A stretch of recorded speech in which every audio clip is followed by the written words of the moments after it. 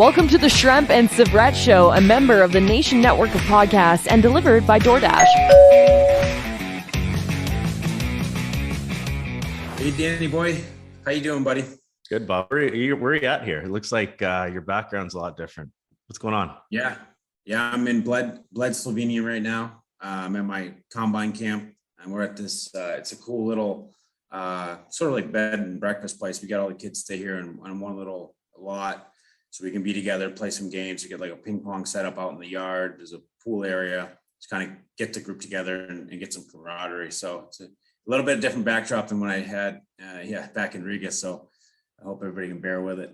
What's the age? Like how many players do you have there, and what are the age groups?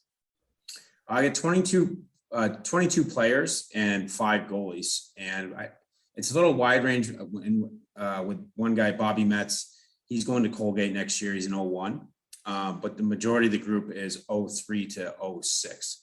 So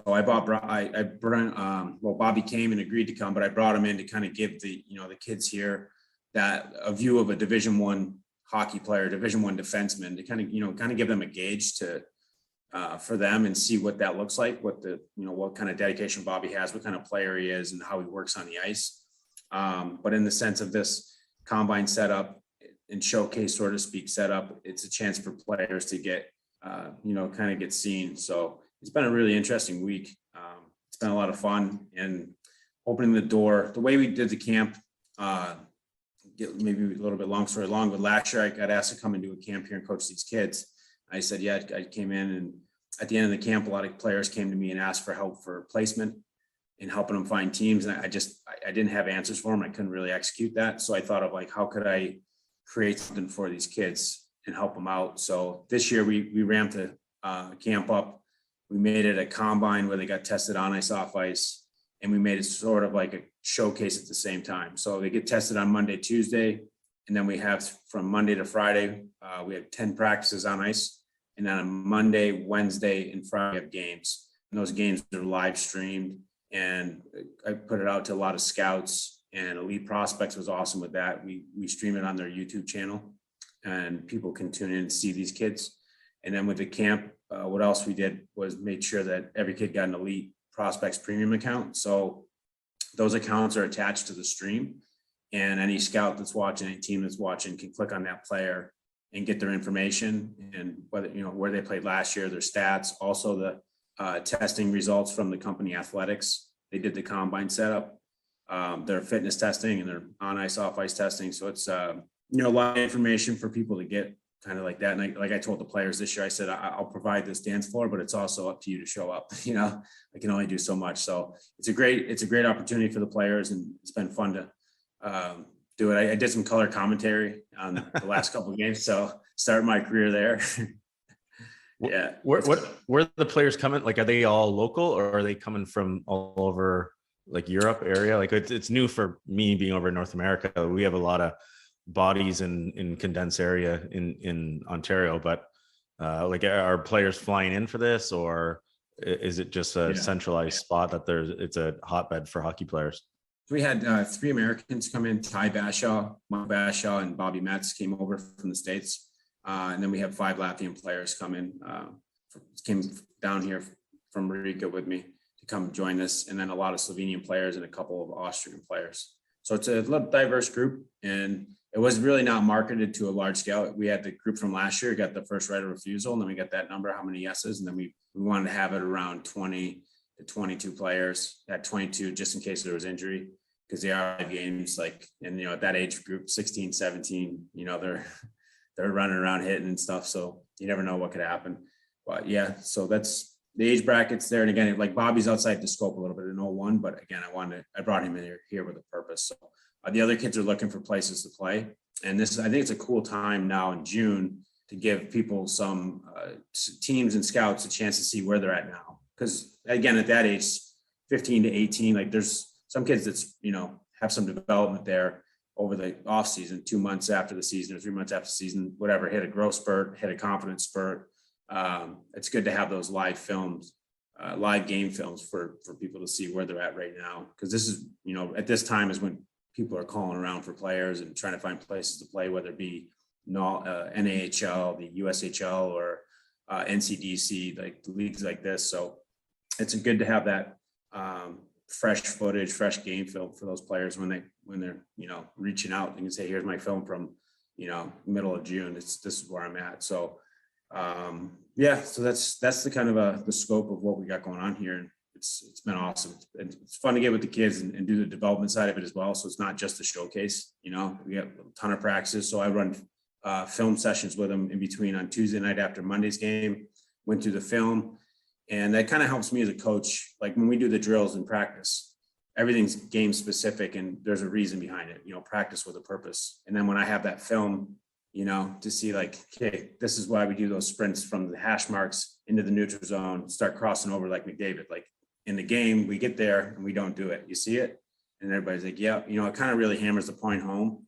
And that's when we say development camp, like you're literally developing their, you know, their game right on the spot. So, oh, and I know you're doing something quite similar in London, aren't you? This summer with, you know,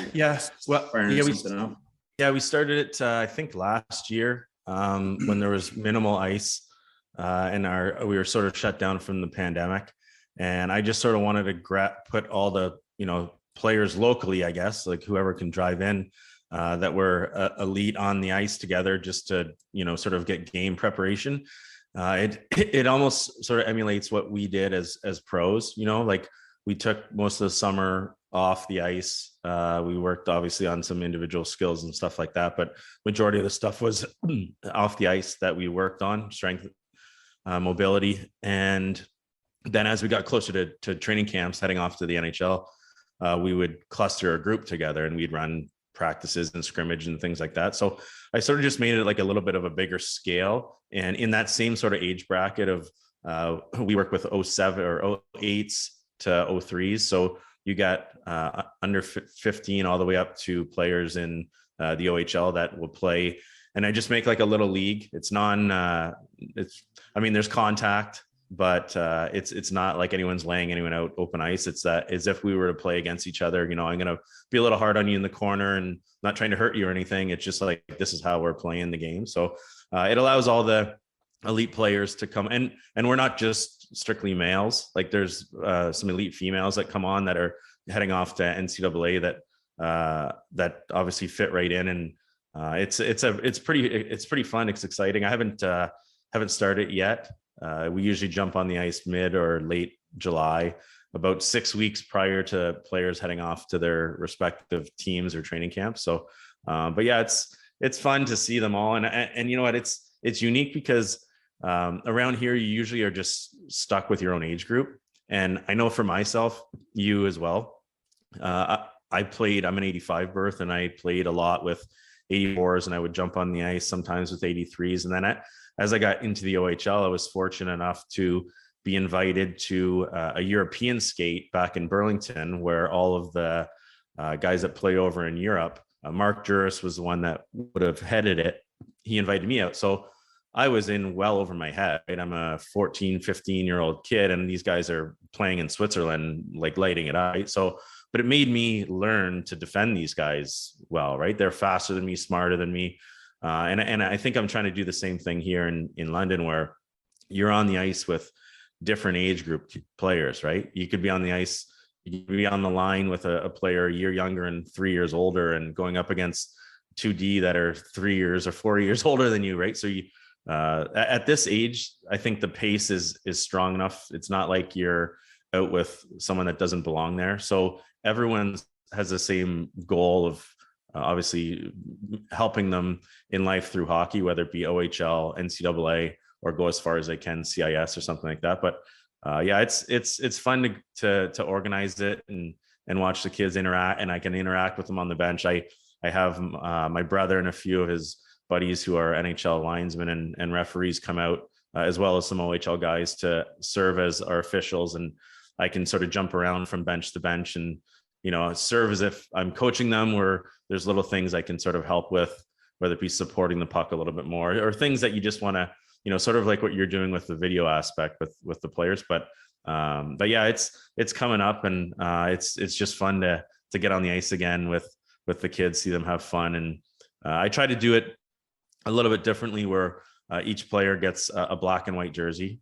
and I have about 6 teams worth of players, and we interchange the schedule. But I encourage them, like I don't have black team in this dressing room, white team in this dressing room. I just have it open. So you can be getting dressed with someone that you're going to be playing against, or like, because at the end of the day, like these are the players that you'll eventually be playing with or against throughout your steps of your life, like locally and training with. So I see there's no problem in being in the same locker room as someone that you're going to go on the ice and play a controlled scrimmage and against. But yeah, it's cool. It's awesome that you're doing that over there. Like I know we're fortunate in this area with a high density of players in a small area. So I draw pretty well from, not too many kilometers outside of our city. But it's pretty cool. Yeah. Hockey hotbed. Yeah, that place is unbelievable. What you have for the players there. Yeah. Kids are lucky, especially then with someone like you to be able to give back and coach your knowledge and experience, giving back with that kind of, it's an elite level crew that's around London. There's so many good players, and the youth programs are stacked now too.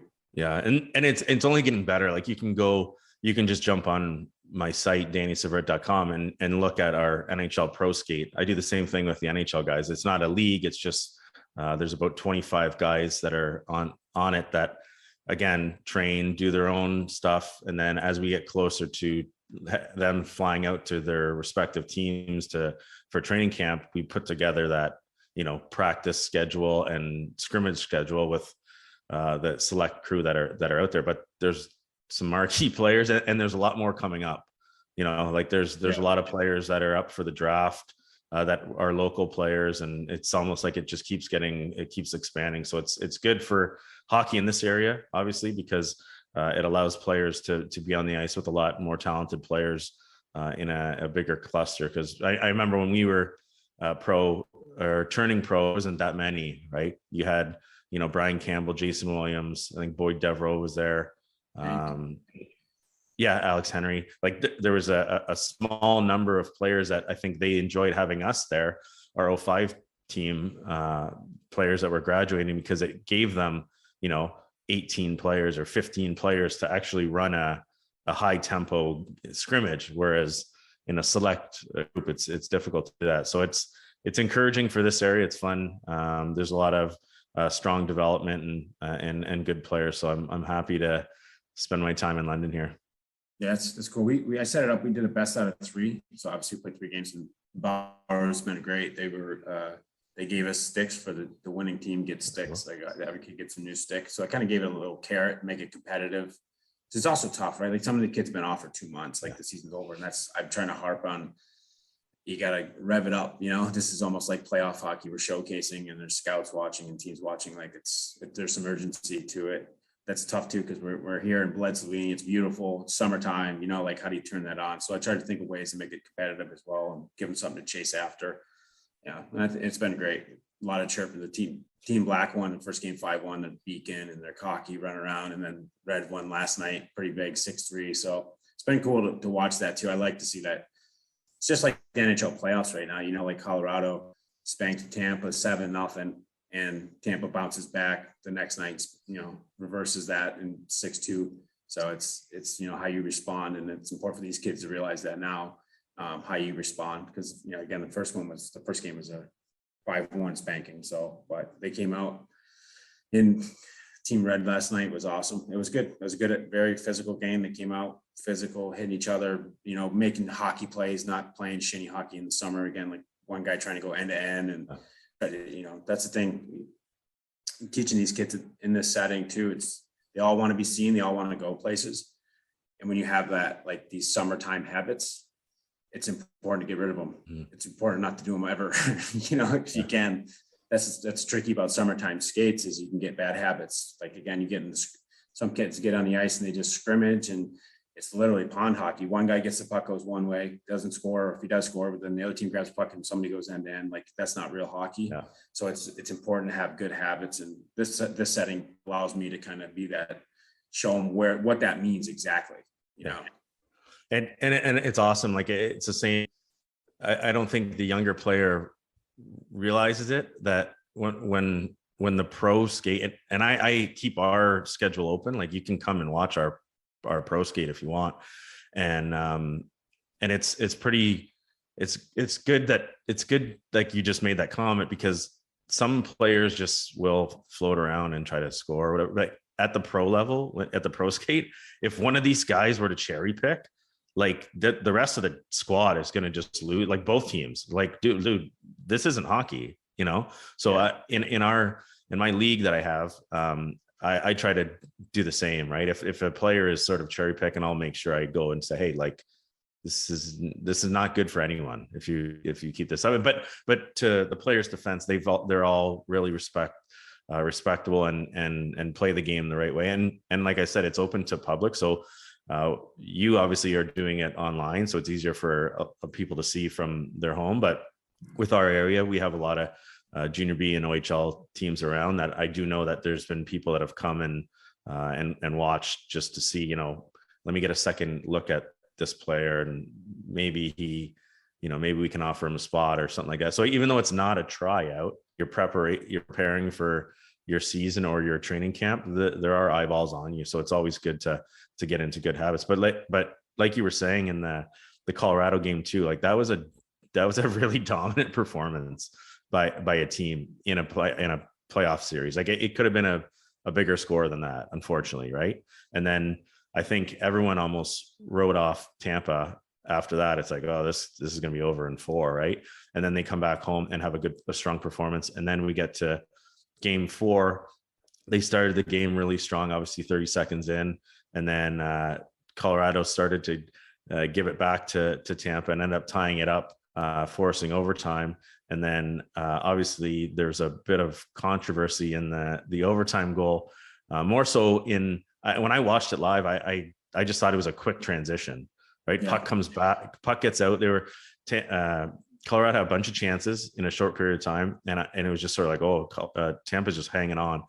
They flip it out, right, to obviously avoid the icing, and their goalie stepped up. Kemper stepped up to start a quick transition. I just thought, oh, that's a quick transition, and then they attack. Kadri makes a good play through the triangle and eventually scores. I didn't even know it went in. I thought Vasilevsky made another save, but it wasn't until after the game when I was watching the press conference live is when Cooper sort of alluded to the fact that there was something wrong with the goal, right? It was almost like made everyone, like it's like you're a treasure hunt trying to find what the issue was, really right? Bizarre. Was that like dramatic and like what happened? Excuse me, I didn't get to watch it live. Obviously, it's late for me, 6 hours ahead where I'm here in Slovenia. But that press conference, that was kind of one of the first things I saw on social media. Like, what happened? So, what was it that was so controversial? I still don't see what happened.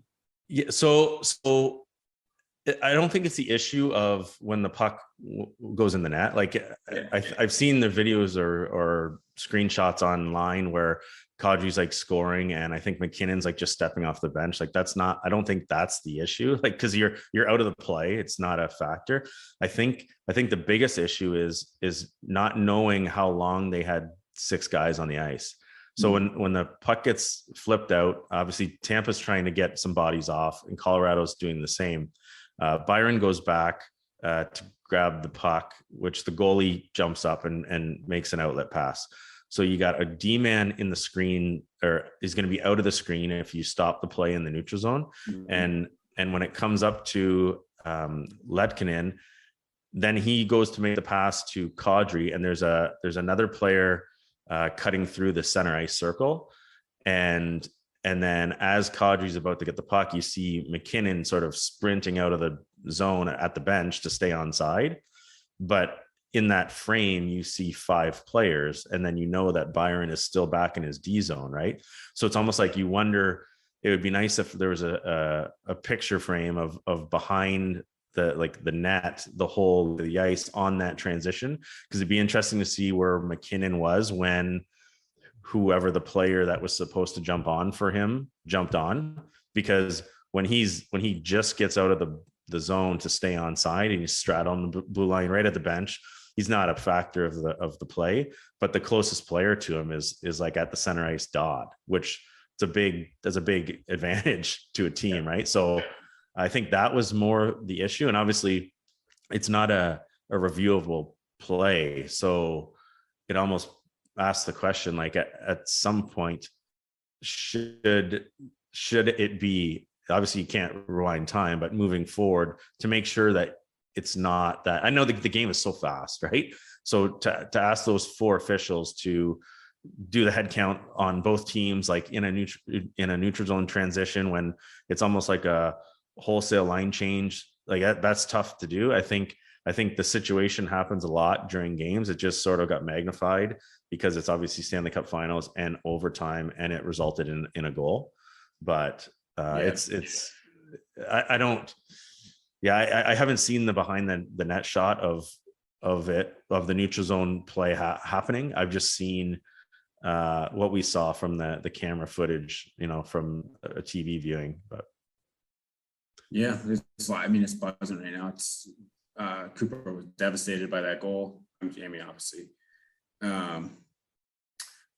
it is crazy because that's 3-1, and I don't think also as a speaking as like an official, I don't think you want to have an impact in a game like that, right? Like I think there was 2 penalties aside, and in the third period there was a trip that wasn't called, which fine, and then it went back the other way, and there was another trip for the opposing team not called. Like I think, I know they probably want to call it the same all the time, but like as a player, I think you have to respect the fact that when it's in the third period and it's a tie game, it's pretty much over. You're in overtime, next go win territory, right?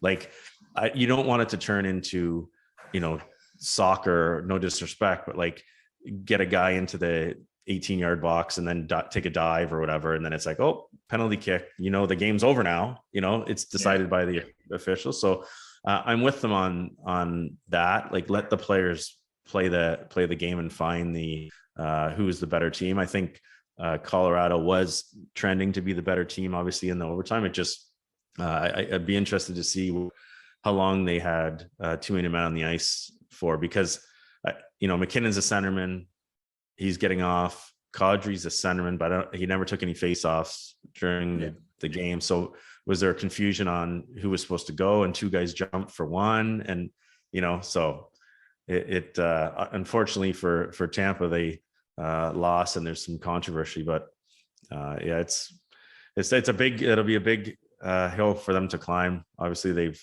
been there for 2 years now and have seen a lot of adversity, and they do have a lot of experience. But I guess we'll see. Colorado will be pretty buzzing. They're up-tempo team. Tampa seems to have a lot of injuries. They blocked a lot of shots. They do block a lot of shots, but in the game, in game 4, they blocked a ton of shots. So it'd be, everyone's sort of banged up, and I'd like to see it go more, but I guess time will tell. Yeah, it's amazing. Kadri coming back after having surgery, but 3 weeks ago, 18 days ago, whatever it was. It's kind of one of those typical playoff stories, coming back for anything, battle through anything. That trophies, everybody dreams about winning it. So it was pretty cool to see him get that goal.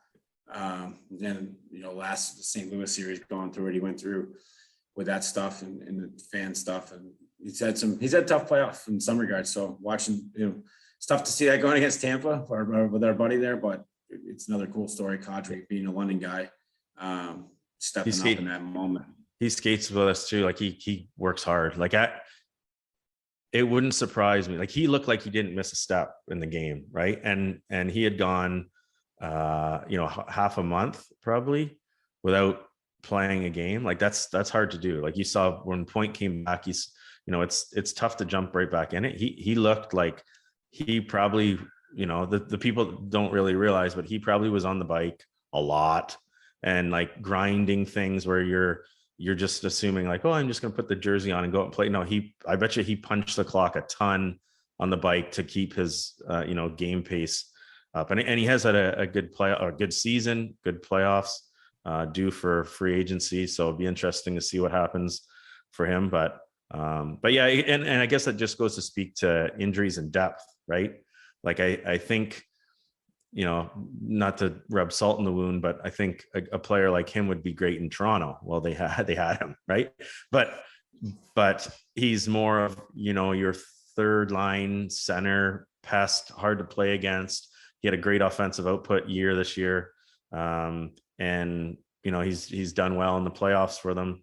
I'm pretty happy for him, but yeah, it's and then speaking of free agency, little hockey related, but what's the take on that live golf tour over there? Like, I have my own opinion. What's your opinions on guys jumping to go over there? Just curious.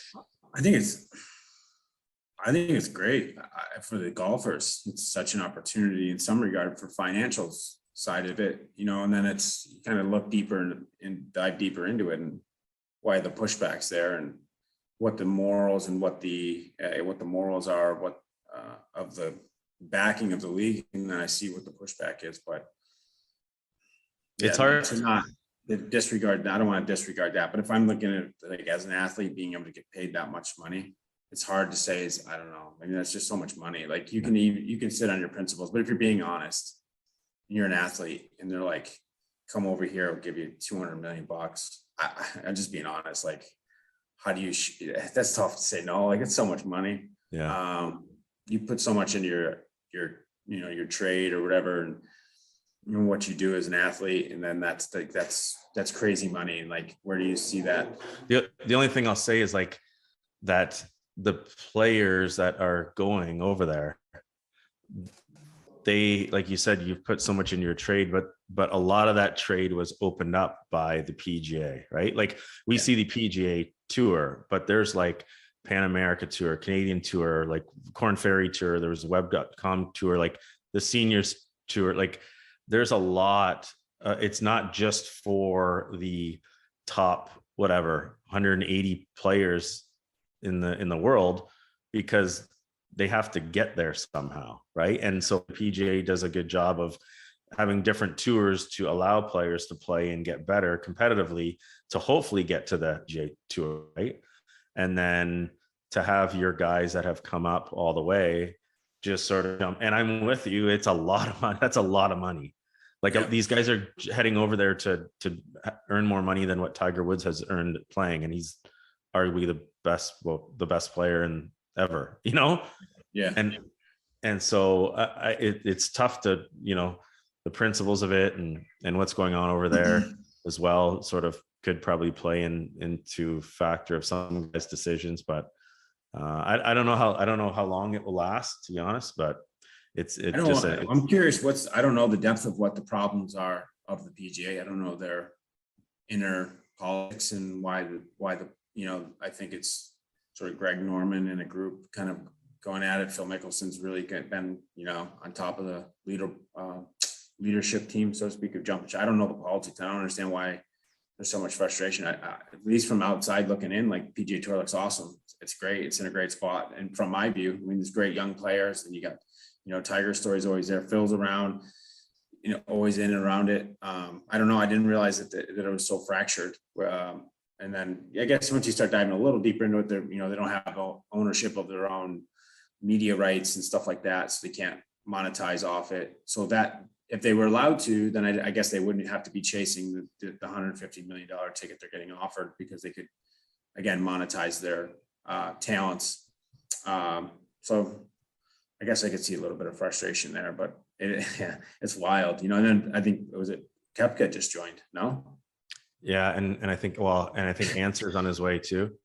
Like I'm with you on your own brand type thing, like, but it's just that they've given you the platform, and I'm not against like a monopoly, if you want to call the PGA monopoly. Like, I like healthy competition. I just almost question you're literally going over there for the money, right? Which I guess everyone works for a living for money, but at some point, does principles not weigh in and say, you know what, these guys sort of got me here. See ya. You know? Yeah. I don't know. It's tough to say. I'm surprised that as many guys have jumped ship, to be honest, but and there might be more that go. There's a big, That's a big carrot to dangle in front of players, right? Like you win a, you're a corporation just to be going over there. You're worth a lot of money. But I just was, I know you like golf. I like golf as well. So I was just curious of what your thoughts are and what it was like over on that side of the water, the European take on it, because I know it's a hot discussion here in North America. It's not that big. Golf is not that big here. These small countries, there's limited courses. Latvia, there's only like 4 courses. The other problem being, Danny said, I don't speak any of the languages, so I don't know what they're saying. So I'm always in the blind. But yeah, the golf group that I play with in Latvia, they're just all about the money, really. Like these numbers are crazy. Yeah. And I guess, even one Tiger turned down, apparently it's close to $1 billion. It's nuts. Yeah. It's unbelievable. So that's what everybody's kind of in all about. It's crazy to see. I love seeing that. Like right before the US Open, Koepka was like, I haven't even thought about it. And then like 7 days later, he's on the ship over. But it's interesting. Definitely interesting. Yeah. And then since we're on the complete non-hockey topic, I just got back from Montreal, which obviously is a great city, for the Formula One event. And like, I don't know if you ever been to one. I wasn't a huge Formula One fan. I sort of had to watch that Netflix show to get into it a little bit. I'm a little bit more on the NASCAR side of things, but it was a really cool event. Like Montreal did an awesome job. Their subway system was on point to getting a ton of people in and out. The cars are like in real time, so fast. Really? They're making turns at speeds where when you're watching, on TV, you see the ticker, 155 kilometers an hour or whatever.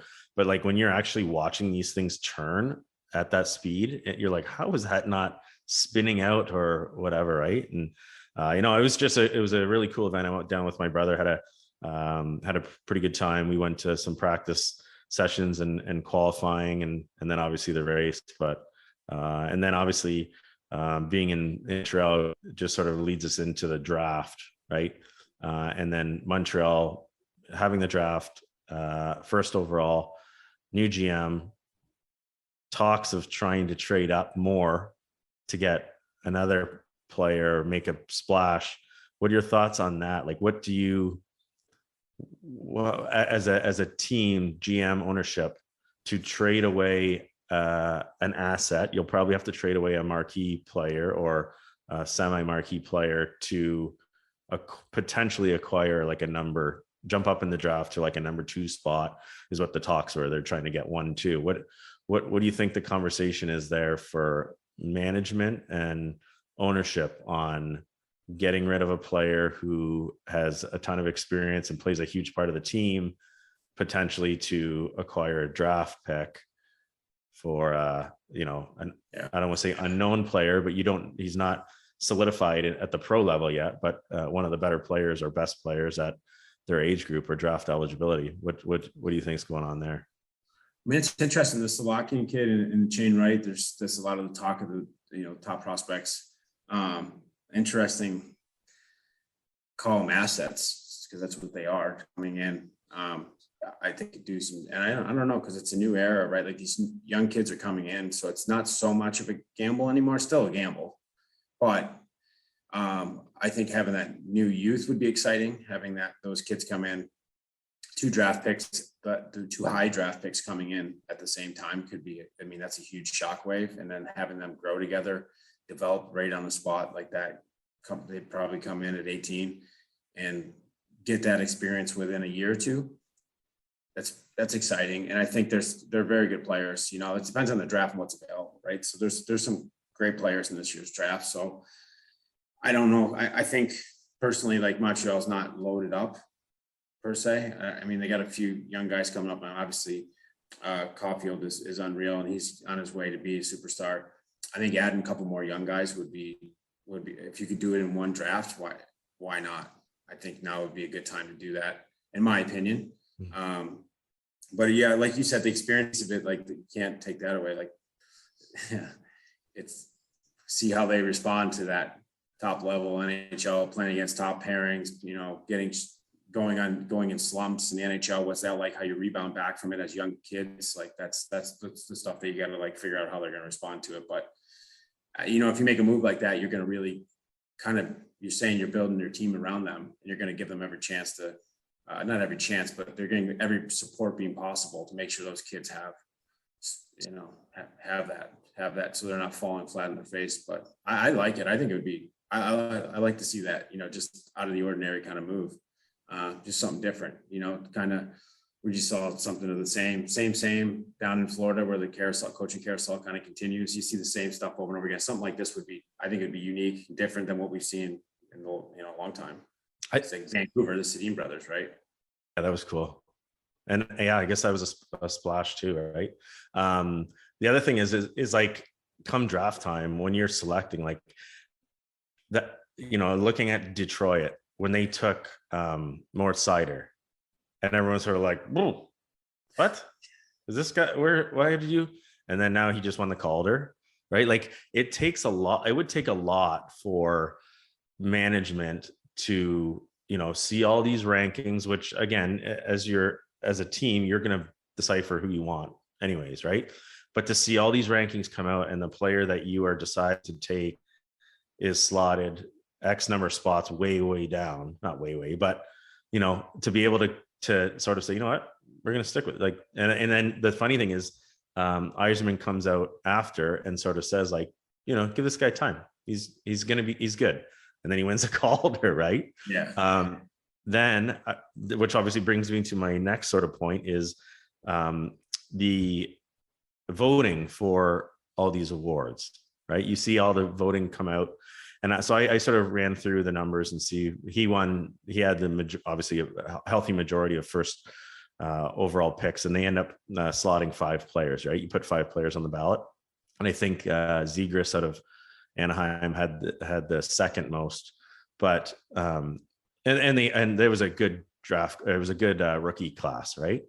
But then I go down the list and I see like Timothy Liljegren, who plays for Toronto, had some 4th and 5th place votes, which almost makes me question, like, I watch a lot of hockey. I wouldn't, he's a good player. I'm not knocking him, but to say that you're one of the top 5 rookies, yeah, like Swayman, like there's a ton, like Janro in Nashville, like there was a lot in this class. And then, so I almost wonder, like, when can the people who vote, when can their names become public? Because like, to me, that seems like it's not, you know, and the same question can be had with McDavid in Edmonton. Like he wasn't on some of the vote, like he didn't have, and is he not the best player? And like, I know Matthews won, so he had a better year, but is McDavid not the best hockey player in the world right now? You know, and so you're in a question. And so for people to leave him off the voting ballot, like so he's not even considered in the top 5 in the NHL. Like I would love for whoever voted that to be able to give their explanation. Yeah, you know, like what is it? Are you from Toronto and you want Matthews to win, so you're not even going to get him a vote? You're not even going to give McDavid a vote to sort of swing the table in your favor. It was puzzling to me to see like McDavid not unanimously in the top 5 for sure, and then to see some players where I'm like, really, someone thought he was like the 4th best rookie in the NHL with all the available, like where's the accountability? Maybe, like, how do you fix that? Like, I know you're not trying to shame people, but if you are one that is voting, you should be able to back what your reasoning is, right? Why don't you have McDavid on one of the top 5 players in the NHL? What was your reasoning? You know, if it's not a good enough reason, take the voting rights away. Well, that's what I mean. But when will you ever find out, right? When will you ever find out who actually voted, who didn't vote McDavid to be one of the top 5 players in the NHL, or who voted some players as, you know, the 4th or 5th best rookie?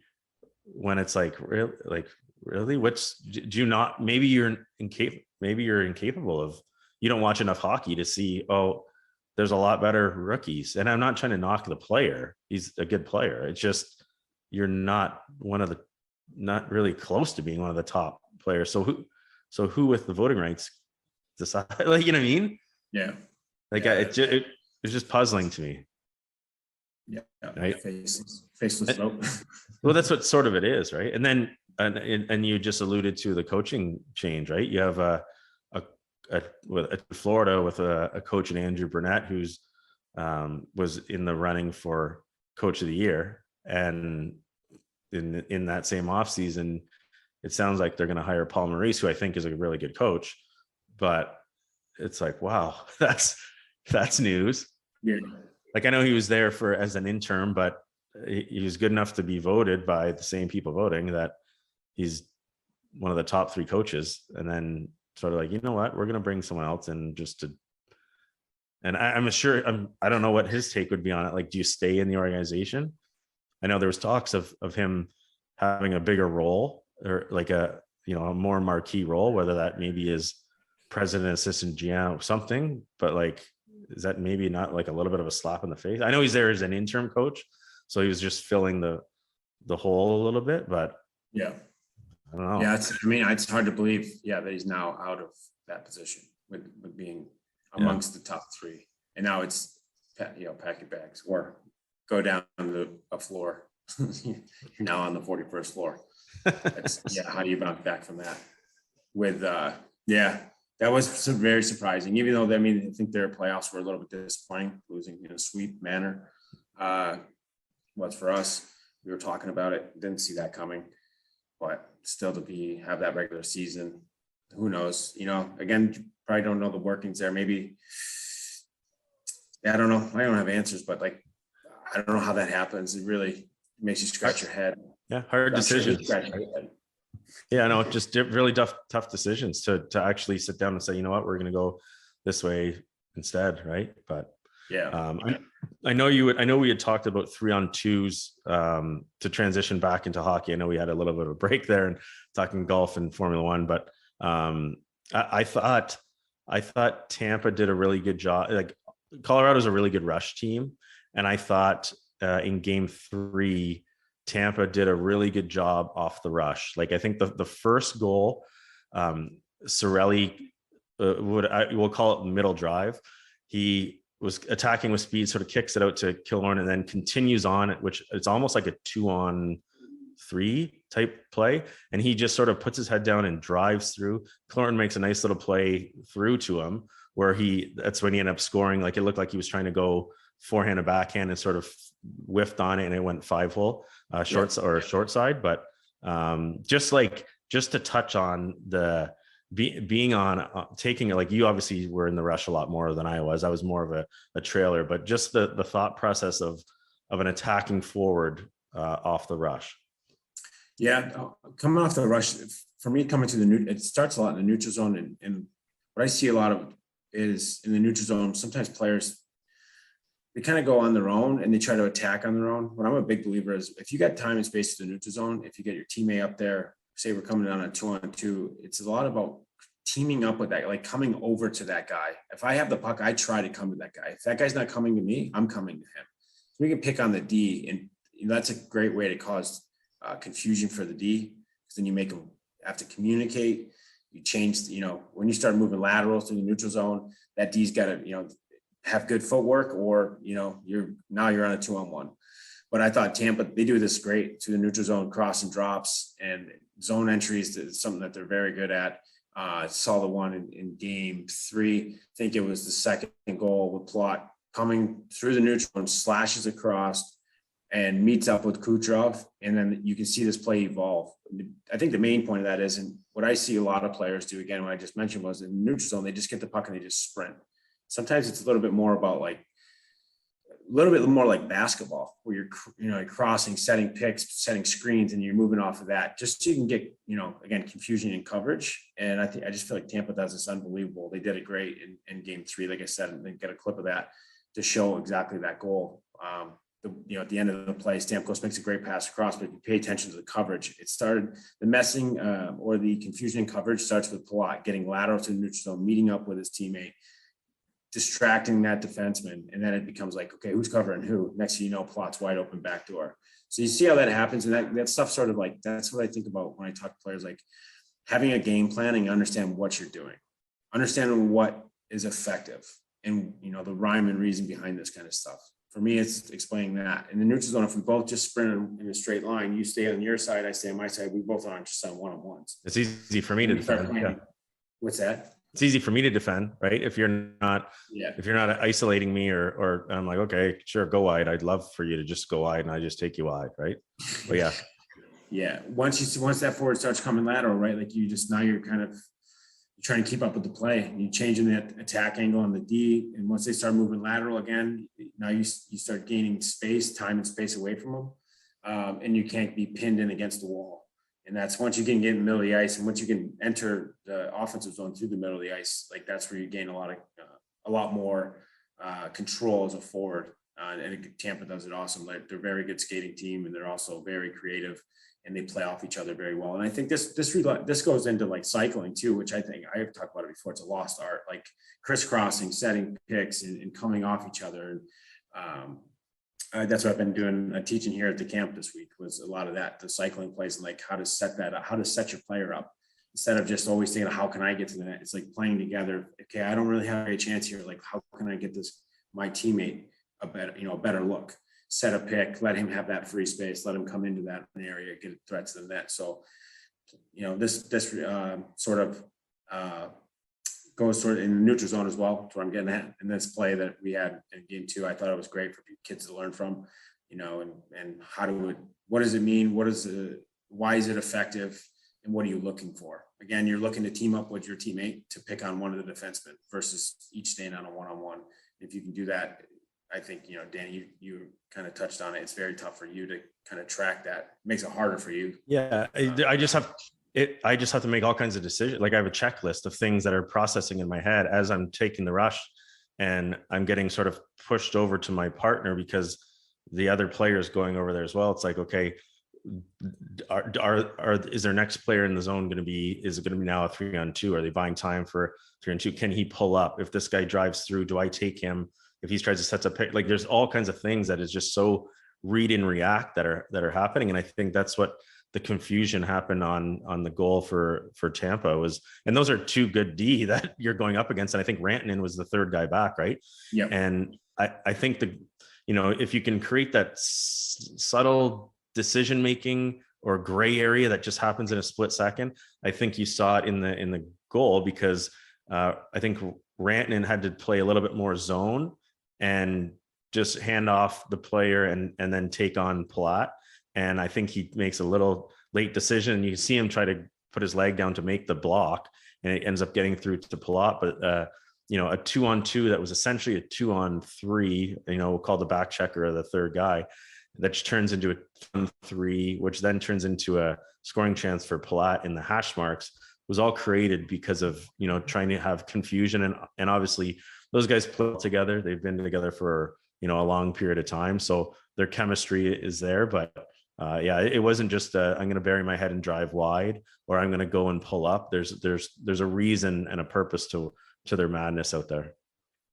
Yeah, so it's fun to watch them play together and crisscross and to find new attack angles to the net. They're a fun team to watch. So it's been effective for them in the playoffs. It was effective in game 3.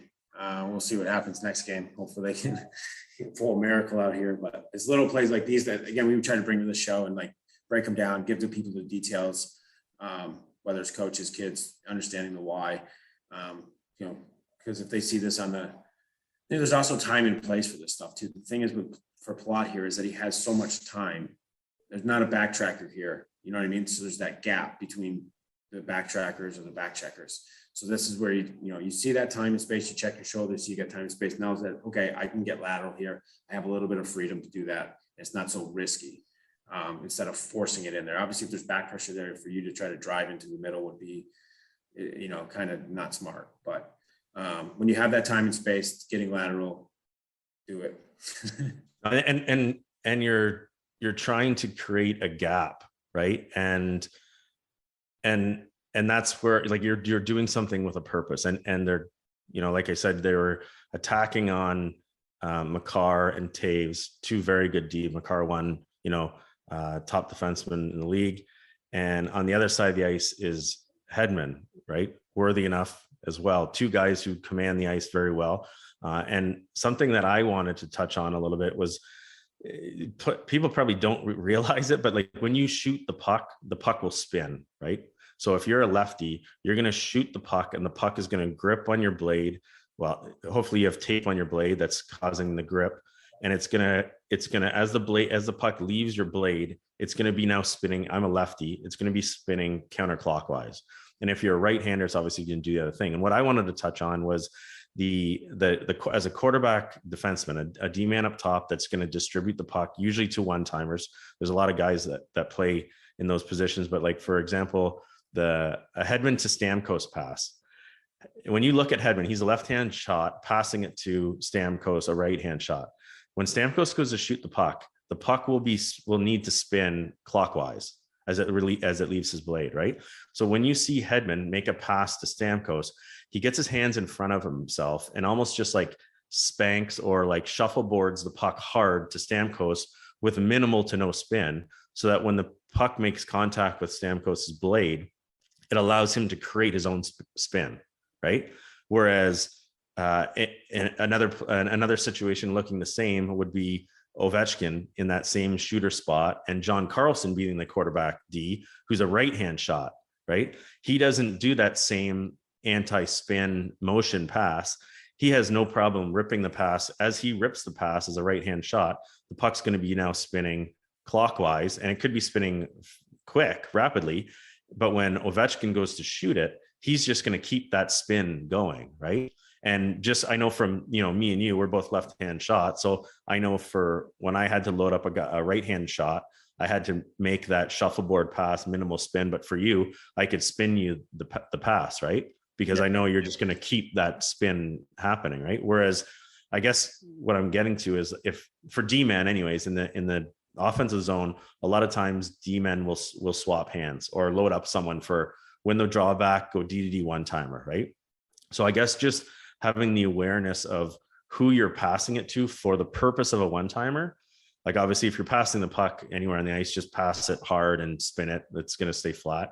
But if you're passing for the sole purpose of a one-timer, and I'm a lefty passing to my left-handed partner who's going to be in a one-timer, I can spin it because he's going to shoot it hard. If I'm passing it to a righty, if I'm spinning it, when he goes to make contact with the puck, he's trying to spin the puck the opposite way of the spin that I've already created for it, which usually results in like a fan shot or a knuckleball, because the blade there's not enough space on the blade and contact with the puck and the blade to be able to create that. So you end up just negating it. So for players who are trying to load up someone for a one-timer, realize what hand you're passing to. And if it's the opposite hand, try to pass it with minimal spin. And if it's someone with your own hand, you can pass it with as much spin as you want. But just a little things that maybe aren't taught as much or widely known, but there's a reason why when Hedman makes that pass to Stamkos, he doesn't just snap it over or like sweep it over and create spin. He sort of just like punches it, just to less spin going to a righty for that situation is better. I had a guy, my goalie coach here, Luca Gratchner. I played with him in Red Bull, and he told a story last night, literally about this, from Thomas Raffel. He's like, I got to tell you a story. One time, Thomas Raffel was talking to Luca, and he goes, Luca, this shrimp guy, I don't know what he's talking about. He comes to me and he says, like, hey, Thomas, when you make that backhand pass, can you spin it the other way so that I can shoot it? And Raph was like, I don't know what the hell he's talking about. He's like, I'm just trying to get it there. I don't know. He's kind of like, it was funny. That kind of made him, but like, a lot of players don't think about that. They really don't. It's not taught. It's not really thought about. It's more thought like just snap it hard and get it there. But this little detail is really important, because on contact, like when you used to tee me up, it was money, man. If I timed it properly, I hit that puck and I could rip bullets. And then there's other guys that would pass me in the same spot that you were in, and they'd zip it, and that spin screws me. I can't torque on it, and I can't control that, the accuracy of it, and it had a really hard time getting it up off the ice. If you go back to our highlights, like I was going shelf with those one-timers from the top of the circle because it was set on a tee for me. And that spin was proper. So again, like you said, I can just continue on with that. And that gives me a better chance. And, you know, I think it's really important to understand as a passer, and for players to understand this, it is a huge detail because this starts to add up to assists. If you put that in the tee for the guy, you're starting to get apples, right? And it's not a huge thing to do. It's not to say, hey, you got to pass this puck over everybody's head and land it perfectly on someone's tape. We're saying, like, before you let that thing go, put a little emphasis on this, right? Like, it's not a huge ask. And for people that are listening or players that are listening, like, think about it, try it out and see, get a guy and do some one-timers, grab a pile of pucks and change the type of spin you put on it for them. And you see if the difference is. It also sort of leads to like tape jobs too. Like I see a lot of, I've had a few kids on my team, they come out with like in practice a jokester tape job, like almost like Jamie Benn, just like a little sliver. And I'm like, you got to be able to spin the puck to do anything. Like you can't saucer, try going out with no tape on your stick and trying to make a saucer pass. It's just going to like be quacking, you know? The fiberglass on the puck, you have to have sick hands, like sick hands to be able to play fiberglass on puck. It's not easy. I'm sure there's other ways, getting wax all over your stick or whatever. I don't have the solution to that, but I know that it's hard without tape on your stick, rubber on fiberglass. It's crazy. And the other thing too, do what Jamie does, like that much tape, he's super skilled. And if you watch when he's handling the puck, it's always on that little sliver of tape. So he's very, very good. But, and even some of the guys that just have like the little toe tape job, they actually run like a piece of the same colored as their blade, black, along the heel to the toe, and then they go over their toe in white, like a traditional tape job. But you need to have that friction to be on to make contact with the puck, or else, you know, it's just near impossible to handle the puck. So if you're and also like fresh tape is crucial as well. So don't run your tape job for half the season and it's like it turns into a cinder, you know, it's just like a clay, it's a clay blade. But it's wild. Anyways. But, small details. No, and it's good. And I think from our feedback, I know from feedback that I've gotten, I'm assuming it's the same as yours.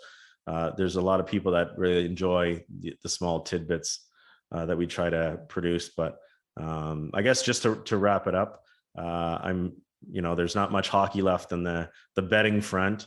But I did see there was an option to bet for the first overall pick.